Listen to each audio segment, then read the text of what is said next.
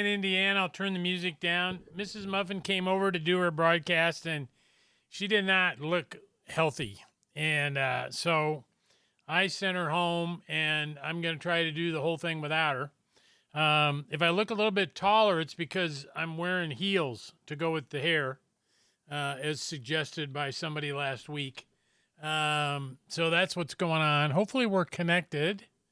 I think we are. Hopefully we are. Maybe we'll get somebody will jump on here in a minute and say hi, and we'll know. It looks like we're live. Okay, so she gave me her agenda. So I've got a list of things to talk about with you all tonight. I hope that's good. Hello, James. Hello, Jeff. Hey, what's going on? I'm sitting in for Mrs. Muffin and doing the 4HO Trains broadcast for Thursday night, March 6th. And so we got a lot of stuff to show you. I want to start out first with, we received this week these books from Atlas that have pre-designed layouts in them. And there's a number of them you can see on the cover. This is book number 11. And I'm going to walk you through the pages. But the really cool thing about this is not only does Atlas have track plans all defined here with a guide with a lot of building suggestions and so forth, they have each of these track plans available in a set, a pre-configured box that has them all. It's like going to a cooking show and getting your menus are already pre-done for you. So you can order the kit. Like if you like this layout, you can order HO18 on our website, and we'll send you everything you need to build it. But anyway, this is the first book, book 11, and I took it apart because I'm scanning it in so I could use it on the website. But here is track plan 19, which is like a corner shelf layout. It's pretty interesting. I like it. And then you can order box number 19 and get everything.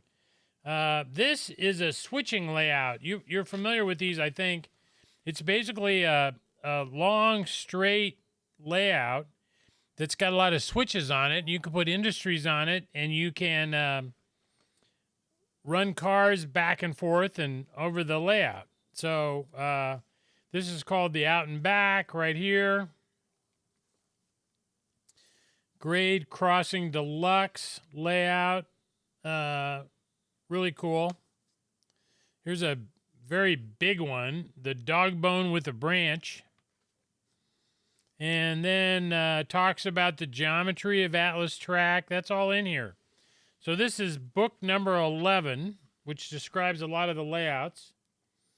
And then this is book number 13, which is 7 step-by-step HO railroads. And these are pretty good-sized layouts. And one of the things I like about this book is it talks about building the bench work and giving you directions on how to do that, right? How to lay track, how to do the road bed. This is the Great Eastern Trunk layout. Looks like it's on a 4x8 sheet of plywood. Here's a South Side layout. That's layout number 4. Layout number 5 looks like this. This is quite a bit bigger, right? 1, 2, 3, 4, 5, 6, 7, 8, 10 by 6. HO layout with a turntable. And this is HO layout number 27. And as I say, we've got all the track for 27 in a case, ready to ship. What else is in here? Shows you how to lay and build bench work, do framing for scenery. Here's a larger layout with a big bridge, the Granite Gorge in Northern, HO layout 28. Looks like it's 5 feet by 1, 2, 3, 4, 5, 6, 7, 8, 9 feet. 5 by 9. And this shows you how to do cookie cutter technique of laying bench work. So here's the 29, the Central Midland layout. 1, 2, 3, 4, 5, 6, 7, 8, 9, 10 feet by 10 feet, it looks like. Pretty awesome. Pretty awesome. And so we've got all these in stock. We've got the books in stock. You can go to our website and search for Atlas Model Railroad book. This is number 13, and the first one I showed you was number 11. And these are great. So they give you some planning ideas, as well as you can order the track that matches the track plan in a kit. Yep. All right. Let's see. What else am I going to show you? Let me flip back. Yeah, I'm back to that. So we got in a bunch of Bachmann cabooses today, and I really like the cabooses. I used to live in Philadelphia, you might know, and back when I was collecting HO trains and the boys were little, and we used to go to a train show in downtown Philadelphia. I think it was once a year or twice a year, and I'd buy a bunch of trains, and I'd take Russ as my oldest son. He was little at the time, 5 or 6 years old. He's now in his 40s, but and one of the things I would do is very early at the train show, I would buy him a caboose that he could carry in his hand and take with him all around the train show. And he would show people his caboose. And actually, the very first caboose like that I bought for him, I still have. I've got it in a keepsake box. And he called it a bitty boose. A bitty boose he got. So anyway, we got in some Bachmann cabooses today. And I really like cabooses. And I thought I would show them to you. I got the box open. So, ooh, yikes. About had a tip over. I opened 5 of them. We got 8, I think. 1, 2, 3, 4, 5, 6, 7, 8. Yeah. And I got Mrs. Muffin a new camera. I thought you'd like this. There's a camera over here that we can show detail. So this one's obviously Great Northern. Looks pretty cool. One of the new cabooses that came in. And cabooses make me happy. I don't know about you, but you can never have enough cabooses. That's what I think. This is the Wabash. I did this caboose as a custom run in O gauge, you might know. But I love that Wabash caboose. That's pretty cool. And then there's a Norfolk and Western in the blue. They also did a Norfolk and Western in the bicentennial scheme, which I didn't bring that one, but we've got that one in stock. And then Burlington Northern is caboose number 5 we brought to show you. And then the last one's Ann Arbor. And these are hard to find an Ann Arbor caboose. There's Ann Arbor. Good looking caboose. So cabooses are very important. The other 3 they made that I didn't bring samples of is Grand Trunk and Western. We talked about the Norfolk and Western bicentennial scheme, and then Burlington Northern. I didn't bring that one over here. I got these other 5, but those are in place. Okay, let me see what kind of questions we got here before I get too carried away. We got a bunch of them. What's going on? The hair is back. Yeah. Hello, James. Hello, Randy. Hello, Guy. Hey, buddy. Mr. Fossler, how are you today? Good to see you, bud. Great new camera angle. Yep, I got a new camera for her over there, and then she's not here. What can you do? Hello, Slag Cat. Hello, David. Good to see you guys. Okay, let's see. We're going to change cameras again. Athearn had a bunch of announcements this week, and pre-orders are due end of March 28th. And I'm going to switch over to this other camera. It's got the iPad on it. And so they announced some SD60Ms, triclops. I don't know what that means, but and they have multiple road numbers as well as with and without sound, right? Put my head in the right place. So this is Wisconsin and Southern. And then Sioux Line, I really like. It's the modern Sioux Line paint scheme. Norfolk Southern, look at that. Beautiful. Omnitrax. is that I'm going to take my glasses off. I can read better. Those are reading glasses, or computer glasses, but I'm so close to the iPad. And then GATX, oh, that looks great. That's the leasing company of General Electric, isn't it? I think it is. And Grand Trunk Western, I really like that one. That's terrific. That is terrific. Any more? Yeah, Kansas City Southern. Oh, I love that paint scheme. That would be my favorite probably out of this. And that's it for the SD60s. Then they also announced GP38s. This one is the Canadian Pacific Kansas City Southern merger, right? On a GP38. And with that new logo they have. That's nice. Genesee and Wyoming.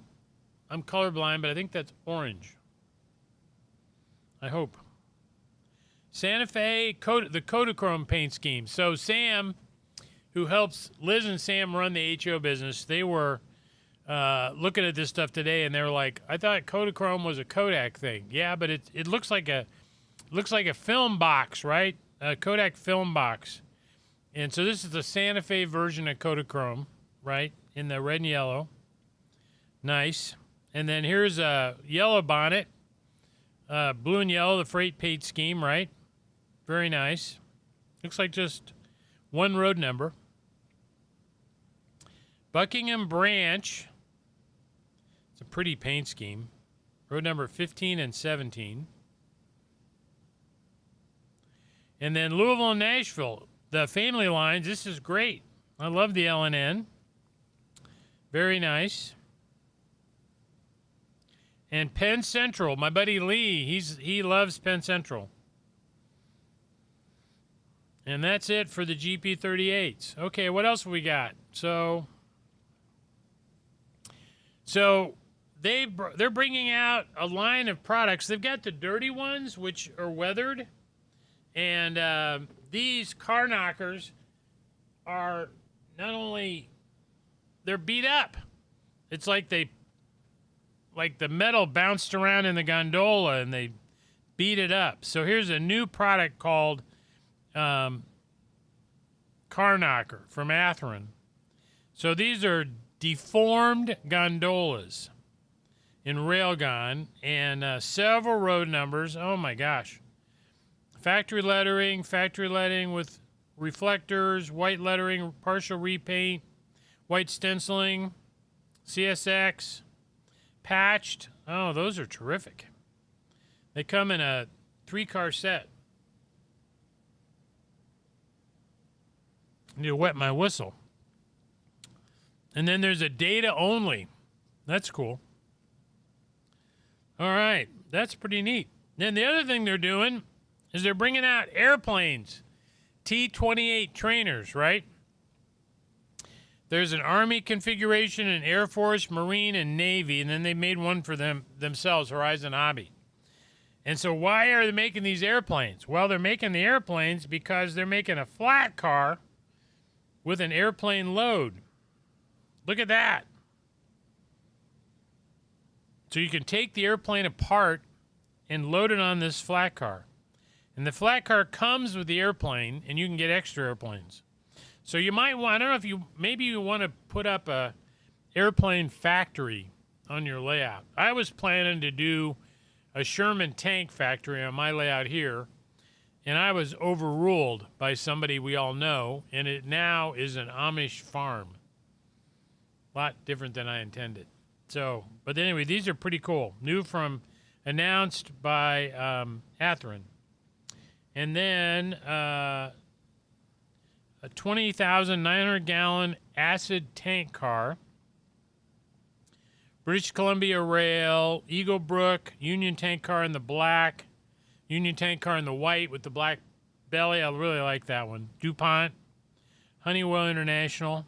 Again, 3-packs and single cars. I really like those.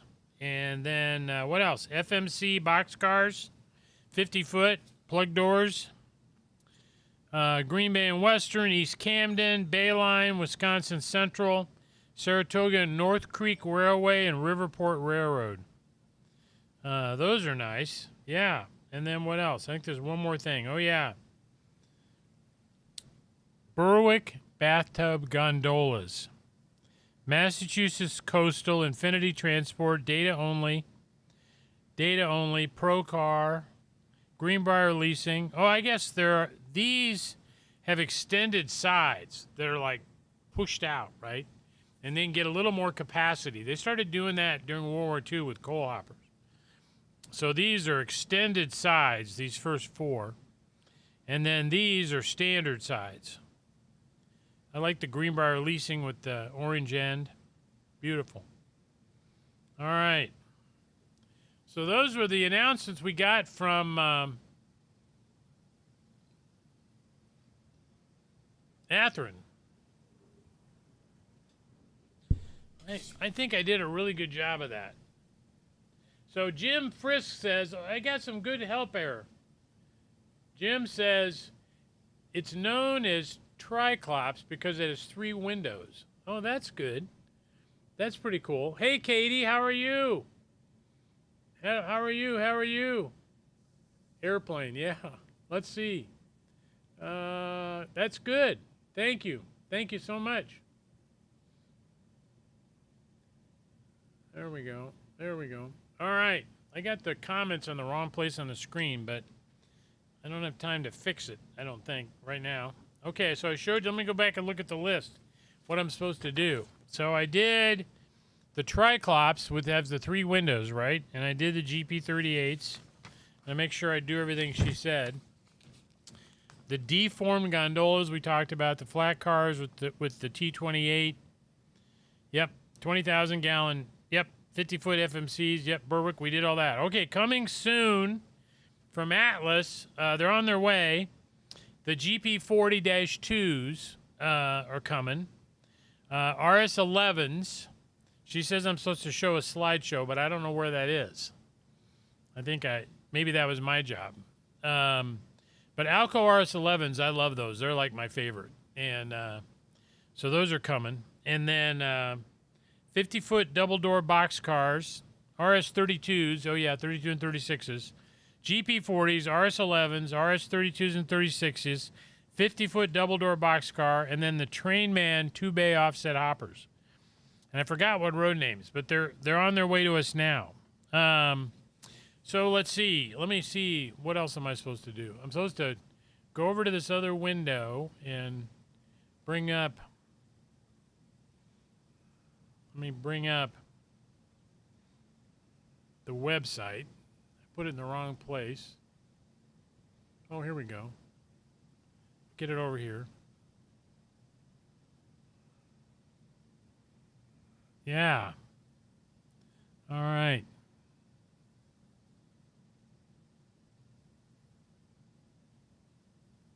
There we go. So so I go up here, share screen left. Did I do it? Yeah, but it's not got the right picture on there. Ah! Oh, I got to close that off. Okay, there it is. So on our website, we have the pre-order announcements are here. We've loaded them all in for you. The Atlas Winter Catalog. Am I on the right page? No. That looks like the wrong page. Oh, she told me if I click here, I'll go back. There we go. Here's the Atlas Winter Catalog. So, oops.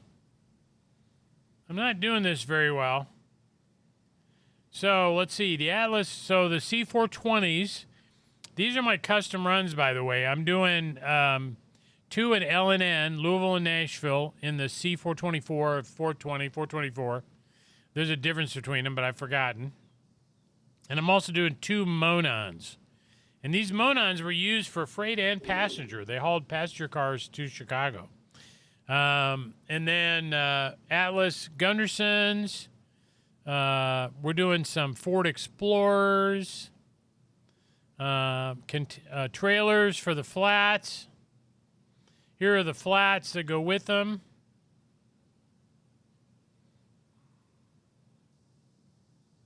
More flats, more flats. 60-foot auto parts box cars. They're on pre-order. Due at the end of the month. There's the 60-foot cars. 33-gallon tank cars. There's a mini box car. And Gunderson racks.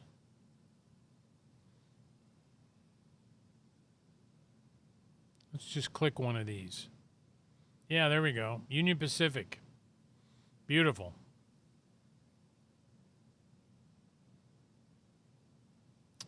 These are due by the end of the month. I got to get an order put together. And then MP15s, both gold and silver models, right? Gold's got sound. BNSF, UP, Pittsburgh and Lake Erie. Oh, yeah. I love those. Yeah, that's great. CSX.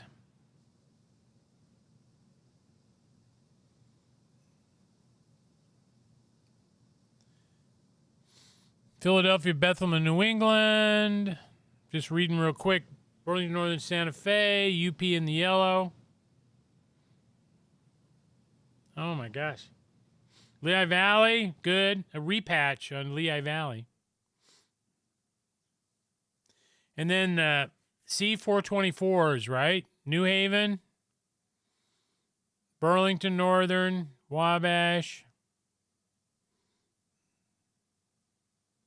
NDM,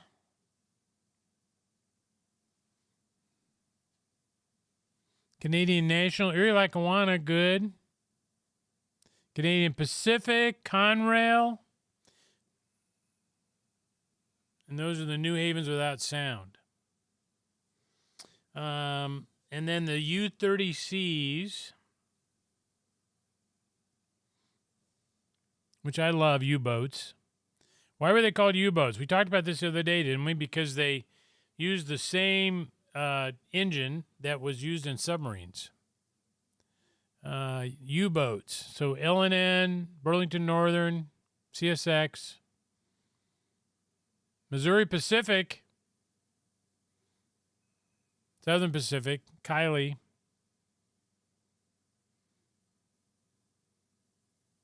Oh, there we go. So these are all pre-orders that are due back to Atlas by the end of March. And my Monons are in there, right? So she wanted me to show you a ready-to-run set. I didn't know that they made ready-to-run sets in HO. Let me get my... Where'd my mouse go? There it is. Go back over here with my hair. Nice hair, dude. You bet. Hi, Harold. Hi, Harold. So, she brought me some ready-to-run train sets in HO. This one's from Lionel. It's Nickel Plate Road. Includes a transformer and track. Lionel's HO track. And a nice-looking set. Looks like a Burke on the front. Boxcar, gondola, reefer, and a caboose. Ready-to-run set by Lionel. Wherever the window is. There it is. Pretty awesome. I did not know we had ready-to-run sets in HO. And she said, why, yes, we do. And she brought this for me to show you, which I'm happy to do. Oh, okay, back to my agenda. So the Club Corner, she wants to do a Club Corner every week, this week we're talking about the Cincinnati Railroad Club. It's located in the Union Terminal in Cincinnati. So you're probably familiar with the term Union Terminal. So that came up after the Civil War. And the idea was that prior to that, every terminal was owned by a railroad, like the Pennsylvania Terminal, or New York Central Terminal. And so the idea was, in a community, it's too expensive to have these guys all build their own terminal. So the idea came about that we would build one terminal in the town that served all the railroads. And they called it a Union Terminal. And you think about it, if we hadn't come up with that idea, we wouldn't have airports, right? Every airline would have its own place. But the idea that we're going to share a facility, we started with a Union terminal. Well, anyway, the first Union terminal in the United States was in Indianapolis. And then right after that, I think it was Louisville. And then the third one, I think, was Cincinnati. And the Cincinnati Union terminal is beautiful. I mean, it's crazy. And there's a lot of things there to see when you go down there. Well, one of the things in there is the Cincinnati Railroad Club, which was established in 1938, 1301 Western Avenue, Cincinnati, Ohio. They have the meetings the first Thursday of the month, and they're open to the public. And they've got a great YouTube channel, or you can find them on the web at cincinnati.rrclub.org. They do lots of programming, lots of presentations on model railroading history, and stuff like that. And we've had several of those guys come up and visit our layout, which we enjoy that a lot, right? So, okay, I think I finished her list, and it's only 6:26. So hopefully we're going to take her to the doctor tomorrow. Maybe we'll get her resolved. This is the first night that we've live streamed on Facebook for 4hotrains.com because you guys followed us, and we got over 100 followers. I think we're at like 160, and that's enough we can stream live. So we're streaming live on Mr. Muffin's channel, on 4hotrains.com channel, and on YouTube. So I'm really happy about that. We appreciate all your support in HO. We started kind of tracking what we're doing in January. We doubled the sales from January in February. February doubled the sales we had in HO compared to January. In January, we sold 1 boxcar. February, we sold 2. No, I'm just kidding. But we doubled the sales in February over January. And yesterday, in March, we've already exceeded the HO sales that we had in February. So this is starting to ramp up, right? It better, because I got a lot of product here. If you're looking for a place to come and look at HO trains, I would come visit us. We got a lot of them. And we've got a lot of current production, a lot of steam, a lot of diesels, a lot of rolling stock. And we've got some open box stuff, too, from estates and so forth that are also for sale. So right here, Mr. Muffin's Train. I'm sorry, 4hotrains.com, headquartered at Mr. Muffin's, Atlanta, Indiana, just north of Indianapolis. So that's my broadcast for tonight. I hope I did a good job, Lou. That's what I call her. I can't remember Liz, so I call her Lou. I hope I did a good job, Lou, if you're watching. And there is a lot. There is an awful lot in HO, that's for sure. There is a lot of product. I was in HO from 1988 to 2000, and then I got into O gauge, mostly driven by my eyesight, but pretty awesome. So that's it for tonight, everybody. I'm going to turn my music back on, say sayonara, go home and see what she's doing, make sure she's fed the dogs.